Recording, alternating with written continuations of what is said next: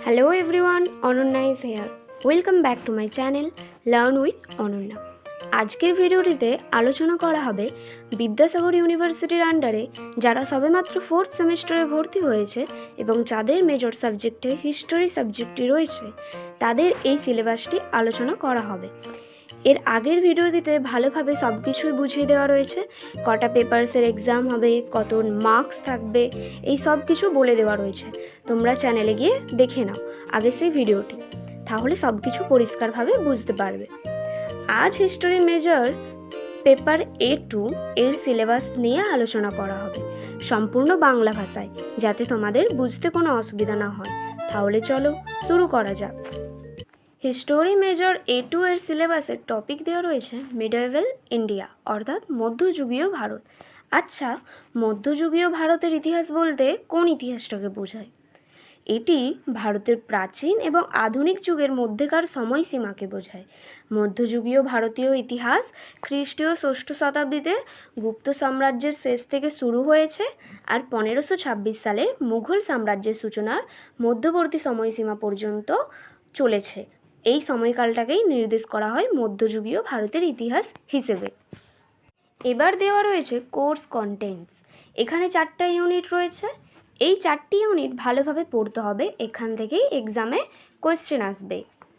First ইউনিটে বলা রয়েছে Arab conquest of Sindh, nature and impact, foundation, consolidation and expansion of the Delhi sultanate from Qutbuddin Aibak to Firoz Shah Tughlaq, polity and economy, market reforms and iqta system, bhakti and Sufi movements. অর্থাৎ সিন্ধুতে আরবদের যে বিজয় ঘটেছিল সেই বিজয়ের প্রকৃতি কীরকম ছিল, এর প্রভাব কতদূর পর্যন্ত ছড়িয়ে পড়েছিল।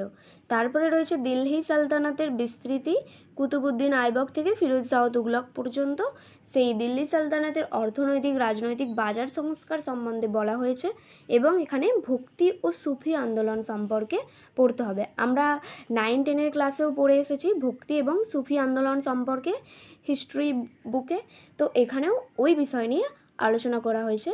এই 3টা জিনিস আমাদের ইউনিট 1-এ পড়তে হবে। ফার্স্ট, সিন্ধুতে যে আরবদের বিজয় ঘটেছিল সেইটা, তারপর দিল্লি সালতানাতের বিস্তৃতি, আর থার্ড ভক্তি ও সুফি আন্দোলন। Unit 2, emergence of provincial powers, Vijayanagar and Bahmani, Hussain Shahi and Ilyas Shahi dynasties. মানে সেকেন্ড ইউনিটটাতে বলা হয়েছে প্রাদেশিক শাসনের উত্থানগুলি সম্পর্কে, যেমন বিজয়নগর এবং বাহমনি রাজ্যগুলির যে উত্থান ঘটেছিল এবং ইলিয়াস শাহী ও হোসেন শাহী রাজবংশের উত্থানের কথা বলা হয়েছে। আচ্ছা, এই বিষয়ে যদি তোমাদের এক্সপ্লেন ভিডিও প্রয়োজন হয় তাহলে অবশ্যই কমেন্ট করে জানিও।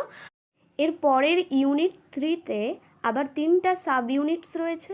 First, establishment and consolidation of the Mughal state from Babur to Aurangzeb, polity and administrative structures. অর্থাৎ যে বাবর থেকে ঔরঙ্গজেব পর্যন্ত মুঘল রাষ্ট্রের প্রতিষ্ঠা, একত্রীকরণ এবং প্রশাসনিক কাঠামো নিয়ে আলোচনা করা হয়েছে।